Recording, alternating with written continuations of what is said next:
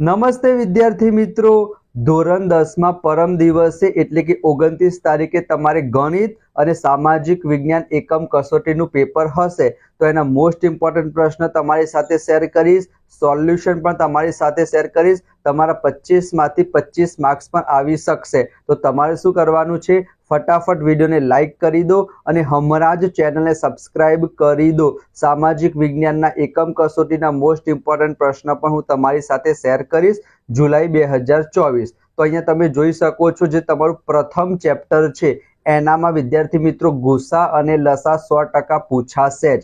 અહીંયા શું લખેલું છે, 15 અને 35 નો ગુસા. તો 15 ની જગ્યાએ આપણે શું લખી શકીએ વિદ્યાર્થી મિત્રો, 5 ગુણ્યા 3, અને 35 ની જગ્યાએ શું લખી શકીએ વિદ્યાર્થી મિત્રો, 5 ગુણ્યા 7. તો ગુસામાં શું આવે વિદ્યાર્થી મિત્રો, ગુરુત્તમ સામાન્ય અવયવ. તો આ બંનેમાં સામાન્ય શું છે વિદ્યાર્થી મિત્રો, 5. તો પહેલાનો જવાબ શું આવશે, 5 આવશે. બરાબર, હું તમને વિદ્યાર્થી મિત્રો સમજાઈશ પણ ખરી. બીજો પ્રશ્ન શું છે, અવયવ વૃક્ષ આપેલું છે. તો એમાં શું હોય વિદ્યાર્થી મિત્રો, જે બાજુમાં હોય, જેમ કે અહીંયા 2 અને 2 છે, તો એનો ગુણાકાર કરીશું ને તો ઉપરની સંખ્યા મળે. તો y બરાબર શું આવશે, 2 ગુણ્યા 2 કરીશું તો 4 આવશે. અને એ જ પ્રમાણે x માં કોનો ગુણાકાર કરવો પડે, 5 નો, અને y એટલે કે 4 નો. તો 5 ચોક કેટલા થશે, 20. તો x બરાબર 20 અને y બરાબર 4, એટલે કે જવાબ કેટલો આવશે વિદ્યાર્થી મિત્રો, 24 આવશે. એના પછી જે ત્રીજા નંબરનો પ્રશ્ન, બહુ જ સરસ પ્રશ્ન છે. યાદ રાખજો વિદ્યાર્થી મિત્રો, જ્યારે પણ અવિભાજ્ય સંખ્યા આપેલી હોય, કેવી સંખ્યા આપેલી હોય, અવિભાજ્ય સંખ્યા, તો યાદ રાખજો અવિભાજ્ય સંખ્યાનો લસા હંમેશા કોના બરાબર થશે, એ અવિભાજ્ય સંખ્યાઓના ગુણાકાર બરાબર થશે. અને ગુસા કહે તો હંમેશા શું આવશે વિદ્યાર્થી મિત્રો, 1. હું તમને એમ કહું કે 5 અને 7 આ બંને અવિભાજ્ય સંખ્યા છે, તો એનો ગુસા કેટલો થશે, 1 થશે, અને લસા કેટલો થશે, 35 થશે. એ યાદ રાખજો. એના પછી છે વિદ્યાર્થી મિત્રો ચોથા નંબરનો પ્રશ્ન. એમાં તમને શું કીધું છે, ગુસા એટલે કે પહેલા નંબરના જેમ જ કરવાનું. 12 ની જગ્યાએ શું લખી શકીએ, 3 ચોક 12, અને 21 ની જગ્યાએ 7 તરી 21. તમે મને કહો કોમન શું છે, તમે કહેશો સર બંનેમાં 3 છે, તો જવાબ શું આવશે, 3 આવશે. પાંચમા નંબરનો પ્રશ્ન પણ વિદ્યાર્થી મિત્રો એવો જ છે. અહીંયા તમને કીધું છે કે 65 અને 117, તો એનો ગુસા વિદ્યાર્થી મિત્રો 13 થાય. તમે કહેશો સર કઈ રીતના 13 થાય, તો 13 પંચા 65, અને 13 ના ઘડિયામાં 117 પણ આવશે વિદ્યાર્થી મિત્રો. તો 13 બરાબર 3k - 2. બરાબર, 13 એકા 13, 13 દુ 26, 13 તરી 39, 13 ચોક 52, 13 પંચા 65. તો 13 પંચા 65 આયા, 13 છંગ 78, 13 સિત્તા 91, 13 અઠ્ઠા 104, 13 નવા 117. તો 13 નવા 117 થાય. તો 13 કોમન આવી ગયું, તો 13 થઈ ગયો તમારો ગુસા. અને ગુસા કેટલો આપેલું છે, 3k - 2. હવે આ -2 છે વિદ્યાર્થી મિત્રો, એને ડાબી બાજુ મોકલી દઈએ તો 13 અને 2 15 થઈ જશે, અને આ 3 વિદ્યાર્થી મિત્રો નીચે જતા રહેશે. તો 3 પંચા 15, તો k ની કિંમત કેટલી આવશે, 5 આવશે. અહીંયા તમે જોઈ શકો છો. આના જેવા પ્રશ્નો તમારી પરીક્ષામાં પૂછાય તો તમે એનો આન્સર લખી શકો. બરાબર. એના પછી વિદ્યાર્થી મિત્રો હું તમને બતાવું કે કેવા પ્રકારના ક્વેશ્ચન તમારી પરીક્ષામાં પૂછાય. જેમ કે ટ્રુ ફોલ્સ જુઓ, 32 અને 81 નો ગુસા 1 થશે. હા વિદ્યાર્થી મિત્રો, કારણ કે બંનેમાં કંઈ જ કોમન નહીં આવે. 32 ના તમે અવયવ લખશો, 81 ના અવયવ લખશો, એમાં કંઈ જ કોમન નહીં આવે, માટે ગુસા શું થશે, 1. એકદમ સાચી વાત છે. એના પછી લખેલું છે 20 a² b અને 30 ab² નો ગુસા 10 a² b² થાય. ના વિદ્યાર્થી મિત્રો, સૌથી પહેલા તો 20 અને 30 નો ગુસા કેટલો થશે, 10 થશે. એના પછી તમને અહીંયા શું લખેલું છે વિદ્યાર્થી મિત્રો, જો અહીંયા a² b આપેલું છે અને અહીંયા ab² આપેલું છે. તો ગુસામાં શું હોય વિદ્યાર્થી મિત્રો, ગુ એટલે ગુરુત્તમ થાય, પણ એમાં આપણે નાનામાં નાની ઘાત લેવાની આવે. તો a ની નાની ઘાત કેટલી છે, 1. તો અહીંયા વિદ્યાર્થી મિત્રો a આવવું જોઈએ, અને b ની નાની ઘાત પણ 1. તો અહીંયા વિદ્યાર્થી મિત્રો ab આવવું જોઈએ. એ લોકો તો મોટી ઘાત લીધી છે, તો એનો મતલબ કે આ જવાબ તમારો ખોટો જ છે. એના પછી વિદ્યાર્થી મિત્રો જે ત્રીજા નંબરનો પ્રશ્ન છે કે પાઈ અસમય સંખ્યા છે. હા, પાઈ અસમય સંખ્યા થશે. જો તમને એમ કે 22/7 કે 3.14 કે, તો એ સમય સંખ્યા થશે, પણ પાઈ અસમય સંખ્યા થશે. 35 અને 42 નો લસા 35 ગુણ્યા 42 છે. ના વિદ્યાર્થી મિત્રો. એના પછી 7, 14 અને 96 નો ગુસા 7 થશે. નહીં થાય વિદ્યાર્થી મિત્રો, મેં તમને ઓલરેડી ગુસા અને લસા શોધતા શીખવાડી દીધું છે. એના પછી જે વિભાગ બી છે એના 5 પ્રશ્ન અહીંયા તમે જોઈ શકો છો વિદ્યાર્થી મિત્રો.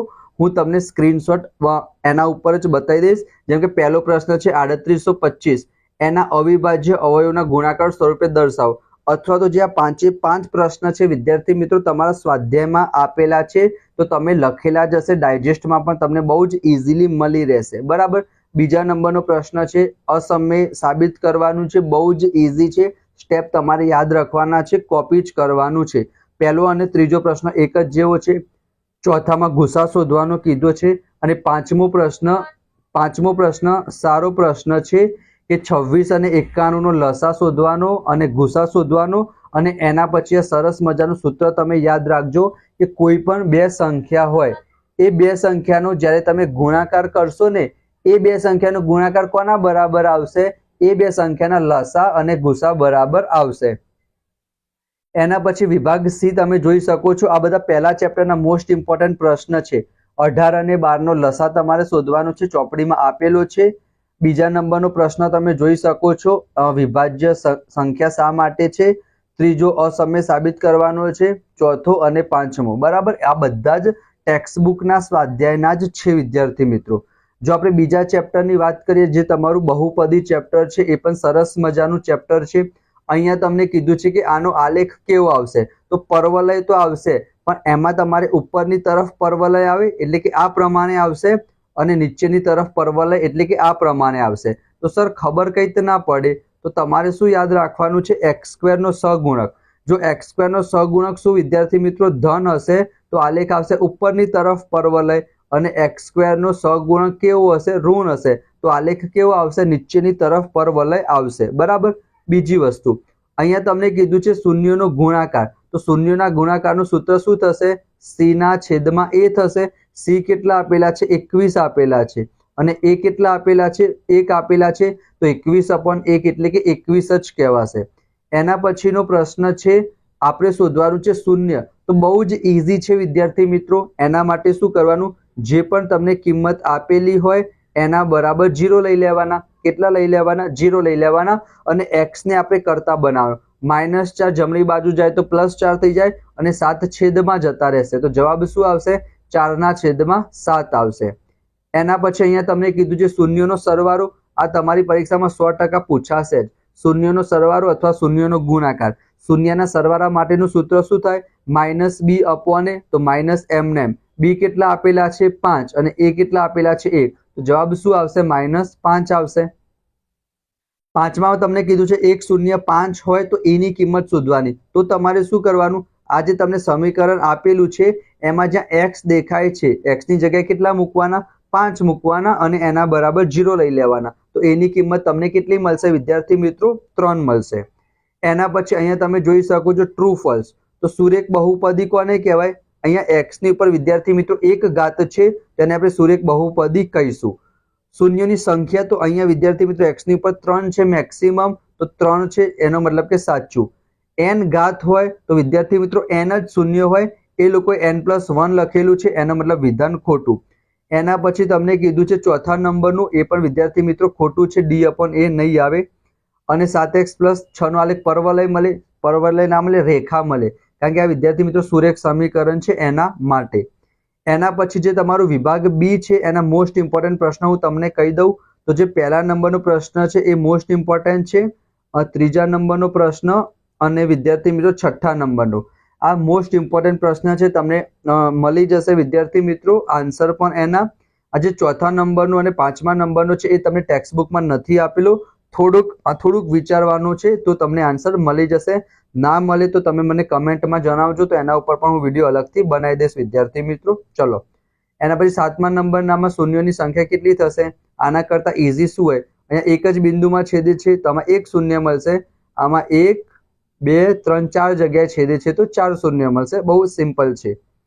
અહીંયા પણ શૂન્ય શોધવાના છે વિદ્યાર્થી મિત્રો 8મામાં, 9મો અને 10મો. 10મામાં તમારે ખાલી કિંમત મૂકીને ચેક કરવાનું છે.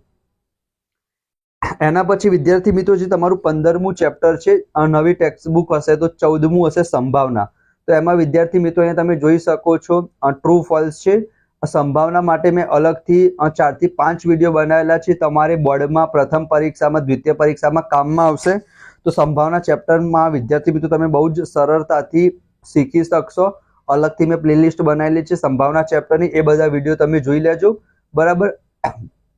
MCQ છે, 1 માર્ક્સના છે, 2 માર્ક્સના છે, અને તમે ટ્રુ ફોલ્સ જોઈ શકો છો વિદ્યાર્થી મિત્રો.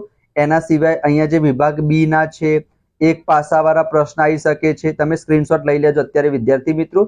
1 પાસાવાળા પ્રશ્નો આવી શકે, એના પછી 2 પાસાવાળા પ્રશ્નો આવી શકે, 1 સિક્કાવાળા પ્રશ્નો આવી શકે, 2 સિક્કાવાળા, 3 સિક્કાવાળા, એના પછી લખોટિયાવાળા પ્રશ્નો આવી શકે, પત્તાવાળા પ્રશ્નો આવી શકે. બરાબર. આ બધા જ પ્રકારના પ્રશ્નો તમારી પરીક્ષામાં પૂછાઈ શકે છે. પાસા, અવિભાજ્ય સંખ્યા, વિભાજ્ય સંખ્યા, 1 પણ માર્ક્સ તમારો નહીં કપાય વિદ્યાર્થી મિત્રો જો તમે સંભાવના ચેપ્ટરના 4 થી 5 વિડીયો જોઈ લીધા હશે તો. આ તમારા મોસ્ટ ઇમ્પોર્ટન્ટ પ્રશ્ન હતા જે તમારી એકમ કસોટીમાં પૂછાવાના સૌથી વધારે ચાન્સીસ છે. સામાજિક વિજ્ઞાનના એકમ કસોટીના પ્રશ્નો પણ ટૂંક સમયમાં આવી જશે, આજે જ આવી જશે. તો ફટાફટ વિડીયોને લાઇક કરી ચેનલને સબસ્ક્રાઇબ કરી દો, દોસ્તો સાથે શેર કરો. મળીશું નેક્સ્ટ વિડીયોમાં. ત્યાં સુધી જય Shri Krishna, Radhe Krishna. Thank you so much.